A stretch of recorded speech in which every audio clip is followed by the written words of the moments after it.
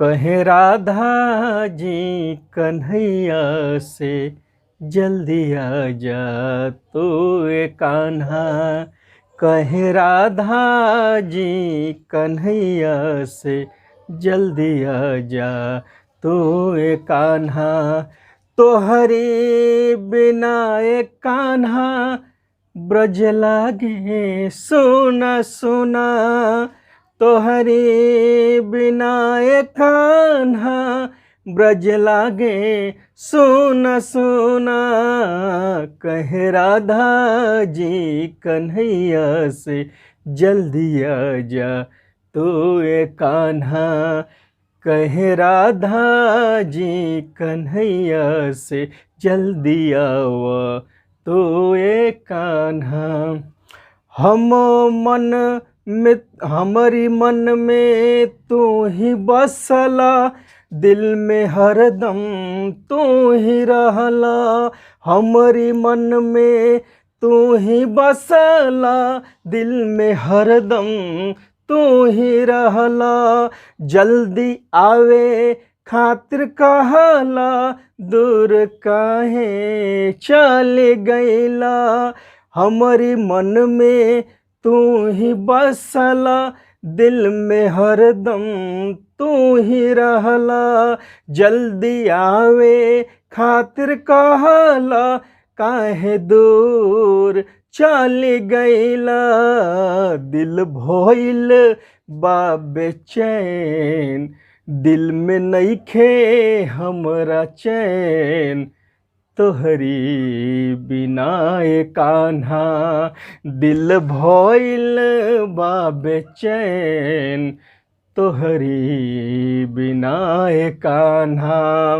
कहे राधा जी कन्हैया से जल्दी आ जा तू ए कान्हा।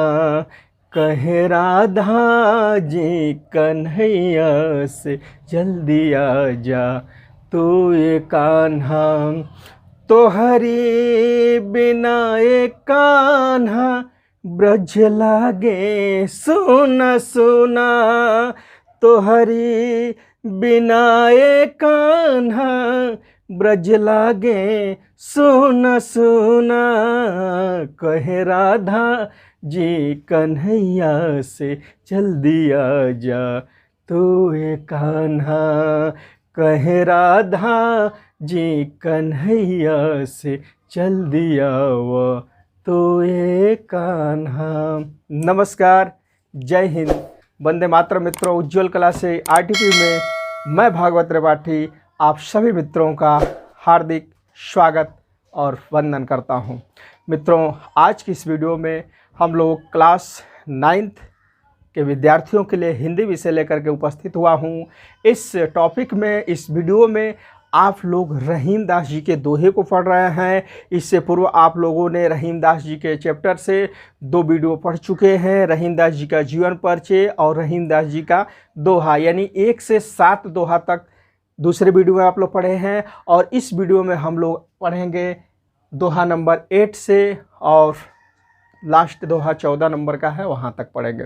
तो मित्रों, आप लोग जो लोग भी हमारे चैनल पर नए हैं, सब्सक्राइब नहीं किए हैं हमारे चैनल उज्ज्वल क्लास आरटीपी को, प्लीज़ हमारे चैनल को सब्सक्राइब कर दें। मैं आपको एकदम भरोसा दिलाना चाहता हूं कि आप लोग एक बार इस वीडियो को पढ़ लेंगे तो रहीम दास जी का जितना भी दोहा है 9th के पाठ्यक्रम में, वह पूरा दोहा फिर आपको दोबारा नहीं पढ़ना पड़ेगा। एक ही बार के इस वीडियो को देखने मात्र से ही यह पूरा दोहा आपको याद हो जाएगा, मुझे पूर्णतः विश्वास है।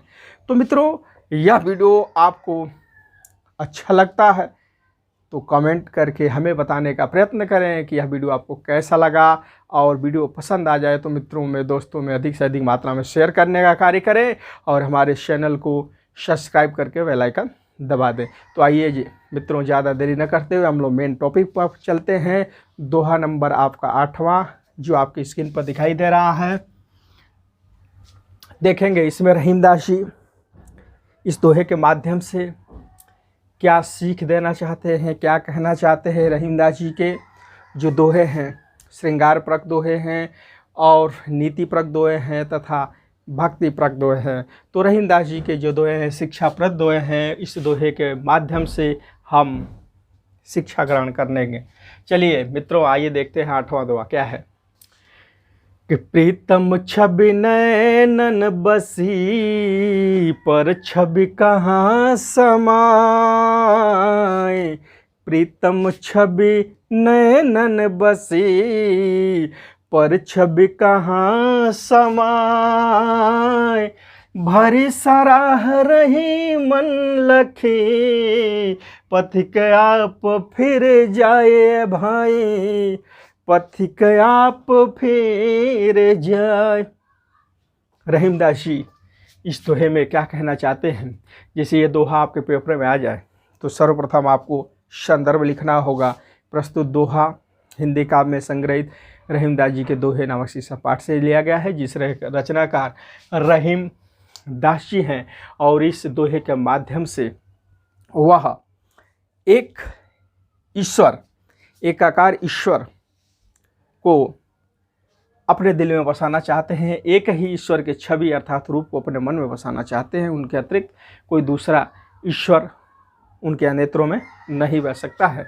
तो देखेंगे रहीमदास जी कह रहे हैं कि हे प्रभु, प्रीतम, प्रीतम माने होता है ईश्वर, या प्रीतम माने होता है प्रेमी, जिससे प्रेमिका क्या करती है? प्रेम करती है। तो रहीमदास जी कह रहे हैं कि प्रीतम छवि नैनन बसी। छवि माने क्या होता है? रूप होता है। नैनन माने होता है नेत्र, और बसी माने होता है वासना। पर माने दूसरा, छवि माने रूप। कहाँ समाए अर्थात दूसरा रूप कहाँ समा सकता है? रहीमदास जी कहते हैं कि मेरे नेत्रों में, हे प्रभु, मेरे नेत्रों में तुम्हारा जो रूप है, तुम्हारा जो स्वरूप है वह समाहित हो गया है। अर्थात मेरे नेत्रों में आप ही बसे हुए हो। आपके अतिरिक्त कोई भी मेरे नेत्रों में वास नहीं कर सकता है। जब मैं आंखें बंद करता हूँ या खोलता हूँ तो हे प्रभु आप ही का रूप मुझे दिखाई देता है। मेरे नेत्रों में आप ही बसे हुए हो। मेरे नेत्रों में, रहीमदास जी कहते हैं कि मेरे नेत्रों में मेरे प्रियतम का छवि अर्थात रूप बसा हुआ है। और पर छवि कहाँ समाए? उस स्वरूप के अतिरिक्त और कोई दूसरा रूप, दूसरा स्वरूप हमारे नेत्रों में समाहित नहीं हो सकता, क्योंकि मेरे नेत्रों में तो मेरे प्रियतम का स्वरूप बसा हुआ है। कोई दूसरा स्वरूप मेरे नेत्रों में समाहित होने के लिए आएगा तो वह स्वरूप ऐसे ही मेरे नेत्रों से बाहर चला जाएगा, जैसे भरी सराही रही मन लखी पथिक आप फिर जाए भाई। पथिक आप फिर जाए। पथिक माने क्या होता है? राह, राहगीर। ठीक है, पथिक माने राहगीर। भरी सराय, भरी सराय का मतलब होता है जन समूह का स्थल, जहाँ पे लोग रुकते हैं। ठीक है, जहाँ पे लोग रुकते हैं, जैसे कोई गेस्ट हाउस बना दिया गया है और उसमें ठसाठस मान लीजिए आदमी भर गए हों, तो दूसरा जब व्यक्ति आएगा तो वह रूम में झांकेगा तो देखेगा करी तो भरा हुआ है, तो फिर वो अपने आप लौट जाएगा। ठीक है, उसी तरह से लेखक कह रहा है कि जब सराय माने होता है बेड़ा, मनुष्यों के, लोगों के रहने का स्थल, तो लोगों के रहने का जो स्थल है पहले से दूसरे लोगों से अगर भरा हुआ है, उस स्थल पर अगर कोई पथिक, कोई राहगीर आता है तो क्या करेगा? भरी सराय लही मन लखी, यानी भरे हुए उस बेड़े को देख करके, भरे हुए उस सराय को देख करके पथिक आप फिर जाए। जो दूसरा नया राहगीर आएगा उसमें रहने के लिए वो अपने आप क्या होगा? फिर जाएगा, लौट जाएगा। तो रहीमदास जी कह रहे हैं उसी तरह मेरे नेत्रों में मेरे प्रियतम का, मेरे ईश्वर का स्वरूप बसा हुआ है। उस मेरे प्रियतम के अतिरिक्त कोई दूसरा स्वरूप मेरे नेत्रों में बसने के लिए आएगा तो वह वैसे ही लौट जाएगा जैसे कोई राहगीर भरे हुए जन सैलाब के समूहों से सराय को, बेड़े को देखता है तो फिर अपने आप क्या होता है, लौट जाता है। उसी तरह कोई भी दूसरा स्वरूप मेरे आंखों में बसने के लिए आएगा तो अपने आप लौट जाएगा। दूसरे माध्यम से जानेंगे, जैसे एक प्रेमिका कह रही है कि मेरे नेत्रों में तो मेरे प्रियतम का स्वरूप बसा हुआ है, उस प्रियतम के अतिरिक्त अगर कोई दूसरा प्रेमी जो मुझसे प्रेम करता हो मेरे नेत्रों में बसने के लिए आए तो वह वैसे ही लौट जाएगा जैसे भरा हुआ जो सराय है, लोगों के रहने का जल स्थल है, तो दूसरा व्यक्ति आएगा तो जैसे उस भरे सराय को देख करके लौट जाता है, उसी तरह कोई भी दूसरा स्वरूप मेरे नेत्रों में बसने के लिए आएगा तो उसको जगह नहीं मिलेगा, वो अपने आप क्या होगा, लौट जाएगा। क्योंकि मेरे नेत्रों में तो कोई दूसरा बसा हुआ है भाई, तो जब दूसरा बसा हुआ है तो तीसरे के लिए स्थान ही कहाँ है। तो बहुत ही अच्छा यह दोहा है। इस दोहे से यही सीख मिलती है कि आप अगर किसी से प्रेम करते हो तो आप ये जानो कि जिससे आप प्रेम करते हो उसके दिल में, उसके नेत्रों में कोई दूसरा तो बसा हुआ नहीं। अगर कोई दूसरा बसा हुआ है तो आप लाख प्रयत्न करेंगे वह आपको जगह नहीं देगी, आपको स्थल नहीं देगी। इसलिए पहले ही आप हट जाइए, सजग हो जाइए। दोहा छंद है, अनुप्रास अलंकार की छठा दर्शनीय है, ब्रजभाषा का प्रयोग हुआ है। ठीक है, अगला दोहा देखेंगे। नौवां जो दोहा है, नौवां दोहा में रहीमदास जी एक अच्छी सीख, एक अच्छी प्रेरणा हम लोगों के लिए दे रहे हैं। क्या दे रहे हैं देखेंगे। रहीमन धागा प्रेम का मत तोरे चटकाए, रहीमन धागा प्रेम का मत तोरे चटकाए, टूटे से फिर ना जुरे, जुरे गांठ पर जाए भाई, अजुरे गांठ पर जाए। रहीमदास जी कह रहे हैं कि जो प्रेम रूपी बंधन है, प्रेमी प्रेमिका का प्रेम है, एक दूसरे से प्रेम का अगर बंधन बंधा हुआ है तो हे मनुष्य, अगर थोड़ी थोड़ी सी बात होती है, थोड़ी थोड़ी सी नोकझोंक हुई तो झटका से उस प्रेम के बंधन को मत तोड़। क्योंकि आज झगड़ा हो रहा है तो कल मिलाप भी हो जाएगा। रहीमन धागा प्रेम का मत तोड़े चटकाए। रहीमदास जी कह रहे हैं कि हे मनुष्य, प्रेम का जो बंधन है, चाहे गुरु शिष्य का प्रेम हो, भाई बहन का प्रेम हो, दोस्त मित्रों का प्रेम हो, प्रेमी प्रेमिका का प्रेम हो, इस प्रेम के बंधन को छोटी सी बात होने पर तो जल्दी से मत तोड़ दे, उससे नाता मत तोड़। क्योंकि प्रेम का जो बंधन होता है वह अटूट होता है। पति पत्नी प्रेम के बंधन में बंधते हैं तो वह जो प्रेम का बंधन होता है वह जीवन चलाने का बंधन होता है। लेकिन कुछ लोग बीच में ही एक दूसरे को तलाक दे देते हैं, डिवोर्स दे देते हैं, एक दूसरे क्या होते हैं, अलग हो जाते हैं। फिर एक दूसरे से रुष्ट होकर मान लीजिए अलग हो गए, फिर किसी तरह उनको अगर जोड़ा जाए, उनको मिलाया जाए तो फिर वह जुड़ेंगे, लेकिन जुड़े गांठ पड़ जाए, लेकिन वह पहले जैसा प्रेम नहीं रह जाएगा। देखेंगे, रहीमन धागा प्रेम का मत तोड़े चटकाए, टूटे से फिर ना जुड़े, जुड़े गांठ पड़ जाए। रहीमदास जी कह रहे हैं कि हे मनुष्य, प्रेम का जो बंधन है उस प्रेम के बंधन को तो झटके से मत तोड़। क्योंकि अगर एक बार प्रेम का जो बंधन है टूटे से फिर ना जुड़े, एक बार प्रेम का बंधन अगर टूट गया तो वह कभी फिर नहीं जुड़ेगा।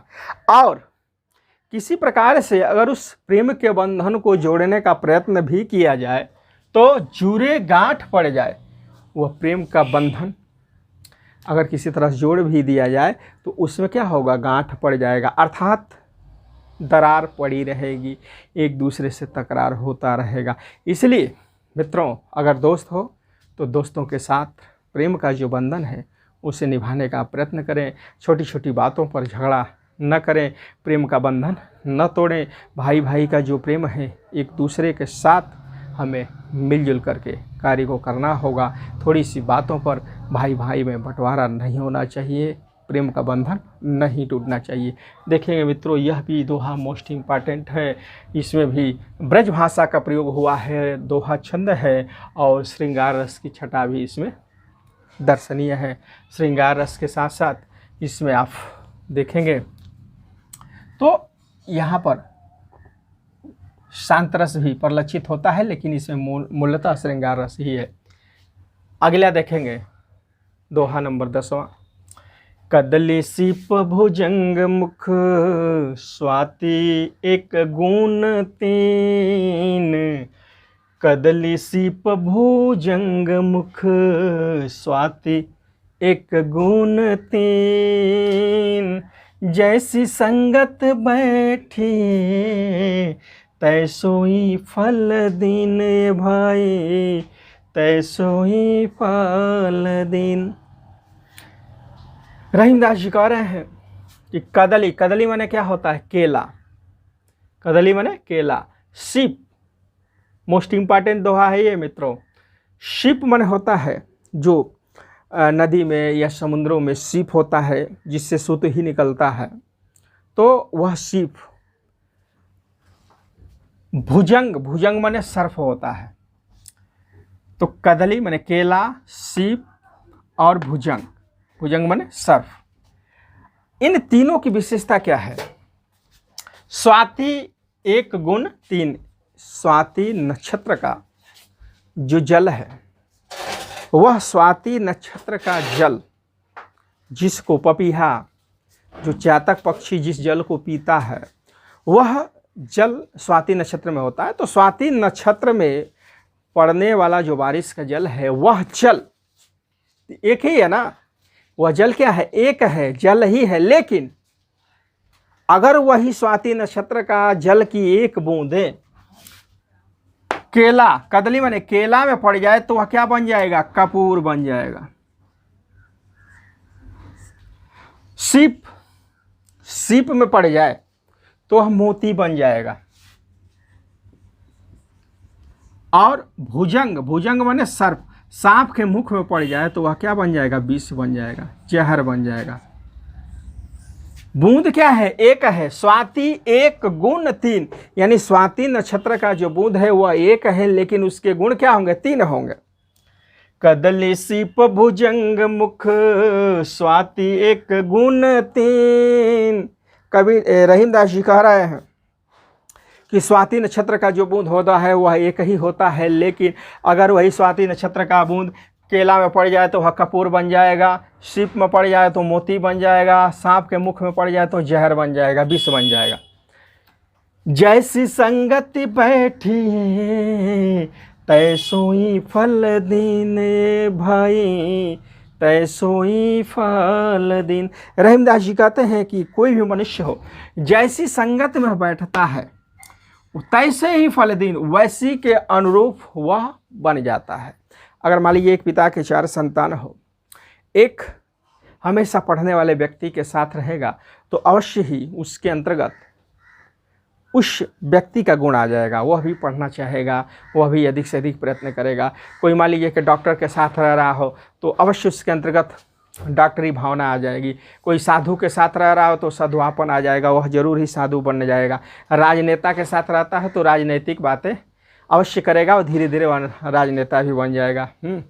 अगर वही व्यक्ति किसी चोर के साथ रह रहा हो, गुंडे मवाली के साथ रह रहा हो, जुएरी के साथ रह रहा हो, तो जैसी वह संगत करेगा उसी के अनुरूप वह बन जाएगा। तो कहने का मतलब यह है कि आप कभी भी मित्रता करें तो अच्छी मित्रता करें, अच्छा बनने का प्रयत्न करें। बुरे व्यक्ति के साथ रहेंगे तो अवश्य उसकी बुराई किसी न किसी रूप में आपके पास आ ही जाएगी। अच्छे व्यक्ति का संगत करेंगे तो कुछ जो भी बुराइयां हैं बुराइयां भी धीरे धीरे समाप्त हो जाएगी। तो कहने का मतलब यह है, रहीमदास जी यही कह रहे हैं कि स्वाति नक्षत्र का बूंद एक ही होता है, लेकिन वह केला में पड़ जाए तो कपूर, शिव में पड़ जाए तो मोती, भुजंग सर्प के मुख में पड़ जाए तो विष बन जाता है। अर्थात जैसी संगत आप करेंगे उसी के अनुरूप आपको फल की प्राप्ति होगी। अगला देखेंगे, चौथा जो दोहा है, तरवर फल नहीं खाते हैं, सरवर पियहि न पान। तरवर फल नहीं खाते हैं, सरवर पियहि न पान। कहीं रहीम पर काज हित, संपत संचहि सुजाने भाई। संपत संचहि सुजान। तरवर, तरवर माने होता है पेड़, जो वृक्ष होता है वह कभी भी अपने फल को नहीं खाता। वृक्ष कभी भी अपने फल को नहीं खाता। वृक्ष पर चाहे आम का हो, अमरूद का हो, जामुन का हो, आप देखेंगे फल जब उस पर लगेंगे तो उस फल को दूसरे लोग ही खाते हैं, वह अपना स्वयं का फल नहीं खाता। उसी तरह सरवर पियहि न पान। सरवर माने जो तालाब होता है, नदी होता है, पोखरा होता है, तो यहाँ सरवर का मतलब तालाब से। तालाब कभी भी अपने जल को नहीं पीता, अर्थात उसके जल को दूसरे लोग ही पीते हैं। कहीं रहीम पर काज हित। पर माने दूसरा, दूसरों के काज, कार्य, काज माने कार्य, हित माने भलाई, दूसरों के भलाई के लिए। रहीमदास जी कह रहे हैं संचय, संचय संपत्ति माने होता है धन दौलत, संचय माने इकट्ठा करना, और सुजान माने होता है सज्जन व्यक्ति। उसी तरह से जैसे वृक्ष अपने फल को नहीं खाता, तालाब अपने जल को नहीं पीता, उसी तरह से जो सज्जन पुरुष होते हैं उनके पास अगर धन संपत्ति इकट्ठा हो जाए तो उस धन संपत्ति को वह दूसरों के भलाई के लिए, दूसरों के कार्य के लिए लगाते हैं, दूसरों को दान इत्यादि करते हैं। उस धन संपत्ति का वह स्वयं सदुपयोग न करके बल्कि यह चाहते हैं कि अधिक से अधिक हम दूसरों की भलाई करें। तो कहने का मतलब यह है कि आपके पास भी धन दौलत हो, जितनी सामर्थ्य है, आप भी दूसरों का सहयोग करें, क्योंकि इस धरा पर एक से एक लोग गरीब हैं और उनकी जो स्थिति है वह आपसे भी बदतर है। आप तो अभी बहुत सही हैं, तो अपने आप को एकदम सही मान करके दो नीचे के लोग हैं जिनको आज खाए तो कल की रोज़ चिंता लगी रहती है, ऐसे व्यक्तियों का हमें मदद करनी चाहिए। तरवर फल नहीं खाते हैं, वृक्ष अपने फल को नहीं खाता, तालाब अपने जल को नहीं पीता। उसी प्रकार रहीमदास जी कह रहे हैं कि जो सज्जन व्यक्तियों की संपत्ति होती है पर काज ही दूसरों के भलाई के लिए होती है, दूसरों के उपकार के लिए होती है। 12वां नंबर का जो दोहा है देखेंगे, रहीमदास जी क्या कर रहे हैं कि रहीमन देख बड़ेन को लघु न दीजे डार। जहाँ काम आवे सुई, कहाँ करे तरवारे भाई, कहाँ करे तरवार।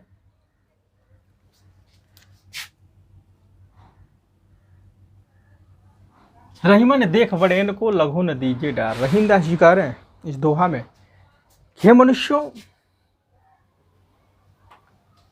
अगर आपके घर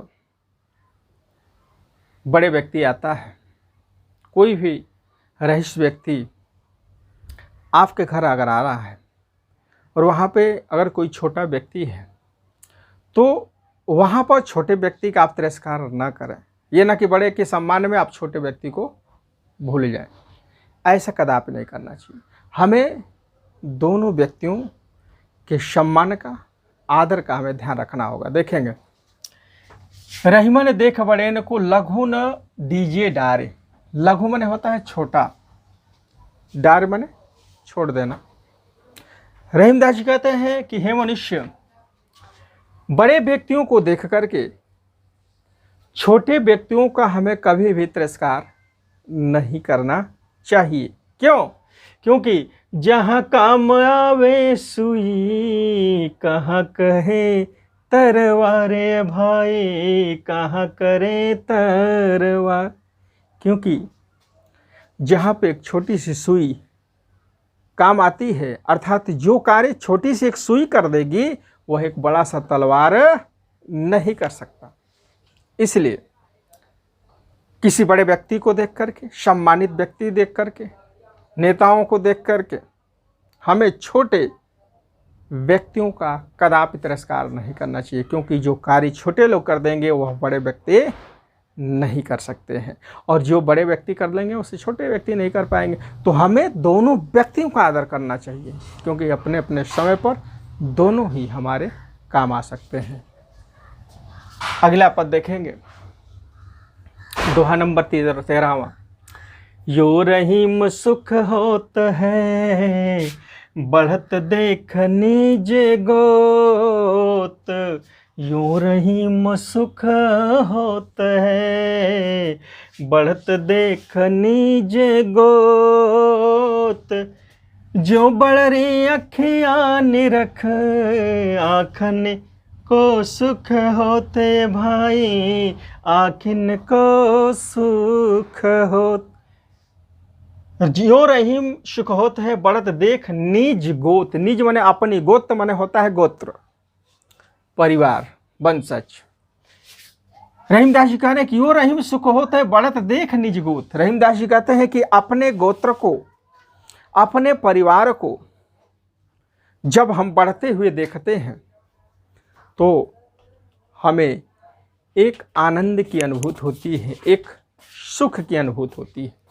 वह सुख वैसे ही होती है जैसे जो बड़री अखियाँ निरखी, अखियाँ आँखिन को सुख होते। जैसे ये अपनी ही आँखें, जब शीशा में हम अपने आप को देखते हैं तो हमारी बड़ी बड़ी जो आँखें हैं, और उस बड़ी बड़ी आँखों को जब हम अपने मुख को, चेहरे को शीशा में देखते हैं तो अपने ही बड़ी बड़ी आँखों को देख करके हम सुख का अनुभव करते हैं कि हम कितना खूबसूरत हैं, हमारी कितनी बड़ी बड़ी आँखें हैं।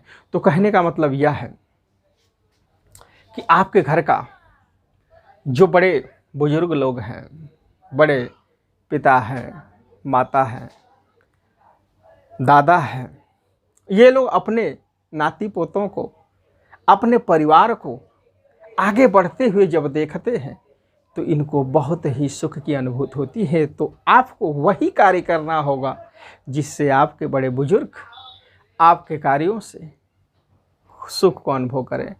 ये ना कि आप गलत कार्य करें, दुरुपयोग का कार्य करें, दुर्व्यवहार कार्य करें, बुरे रास्ते पर चले, ऐसा कार्य ना करें। ऐसा करेंगे तो उनको दुख होगा, और अच्छे कार्य करेंगे, अच्छे नाम को कमाएंगे तो आप के परिवार के सदस्यों को वैसे ही सुख होगा जैसे आप चेहरे में अपने ही बड़ी आंखों को देखते हैं तो सुख की अनुभूति करते हैं। देखेंगे इस बार। और रहीमन यो रहीम सुख होता है। रहीमदास जी कहते हैं कि मनुष्य को अपने गोत्र, अपने परिवार को बढ़ता हुआ, जब मनुष्य अपने परिवार को बढ़ता हुआ देखता है तो उसे सुख की अनुभूति होती है। वैसे ही अनुभूति होती है जैसे कोई व्यक्ति अपने ही आँखों को निरख माने देख करके, और आँखिन को सुख है, अपने ही आँखों को देख करके, और अपने ही आँखों को क्या होता है, सुख की अनुभूति होती है। उसी तरह से जब कोई व्यक्ति अपने परिवार को आगे बढ़ता हुआ, अपने गोत्रों को आगे बढ़ता हुआ देखता है तो उसे सुख की अनुभूति होती है।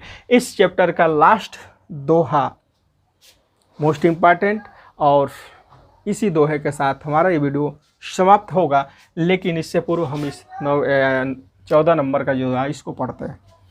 रहीमन ओछे नरन ते, तजो बैर अर प्रेत। रहीमन ओछे नरन ते। अब ओछे माने क्या होता है, तुच्छ व्यक्ति, तुच्छ नीच व्यक्ति। नरन माने होता है मनुष्य, तजो माने त्यागना, बैर माने दुश्मनी, और प्रीत माने प्रेम। रहीमदास जी कह रहे हैं कि हे मनुष्यों, तुच्छ व्यक्तियों से, छोटे व्यक्तियों से, दुष्ट व्यक्तियों से, दुष्ट जो नर हैं, तुच्छ जो व्यक्ति हैं, ऐसे व्यक्तियों से हमें बैर माने दुश्मनी, और अरु माने और प्रीत माने प्रेम, इन दोनों को तजो माने त्याग देना चाहिए। रहीमन ओछे नरन ते, तजो बैर अरु प्रीत। रहीमदास जी कह रहे हैं कि दो तुच्छ व्यक्ति हैं, नीच प्रवृत्ति के हैं, जिनका विचार ही गलत है, ऐसे व्यक्तियों से हमें दुश्मनी और प्रेम दोनों ही त्याग देनी चाहिए। अगर दुश्मनी करेंगे तब भी हमारा नुकसान होगा और प्रेम करेंगे तब भी कहीं ना कहीं से हमारा नुकसान ही होगा, क्योंकि वह व्यक्ति जिससे आप प्रेम और बैर कर रहे हैं वह तुच्छ है, वह जो है नीच प्रवृत्ति का है। तो ऐसे व्यक्तियों को आप जान जाइए कि वह दुष्ट है, स्वभाव से अच्छा नहीं है। तो ऐसे व्यक्तियों से आप हमेशा हमेशा के लिए दूर हो जाइए। ना तो उससे प्रेम करिए और ना ही उससे दुश्मनी करिए, बैर करिए। रहीमदास जी कह रहे हैं कि रही मन ओछे नरनते तजो बैर और प्रिय। रहीमदास जी कहते हैं कि ओछे मनुष्यों से, तुच्छ व्यक्तियों से हमें बैर और प्रेम, दुश्मनी और प्रेम दोनों को ही त्याग देनी चाहिए।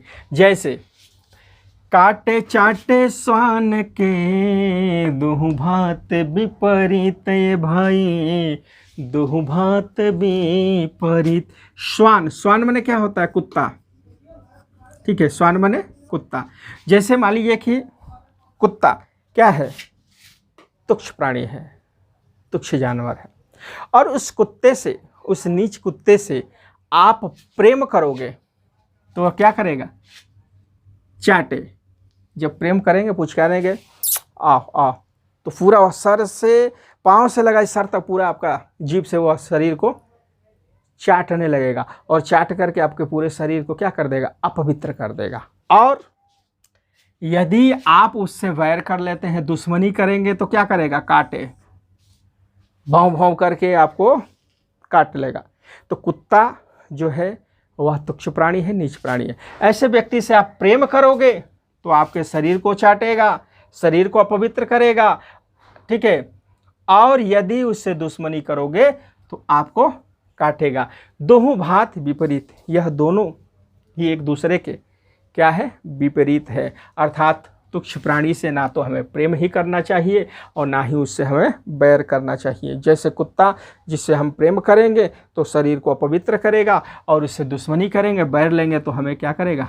काट लेगा। अर्थात दोनों ही तरफ से उस कुत्ते से या उस तुच्छ प्राणी से हमें क्या है? खतरा है।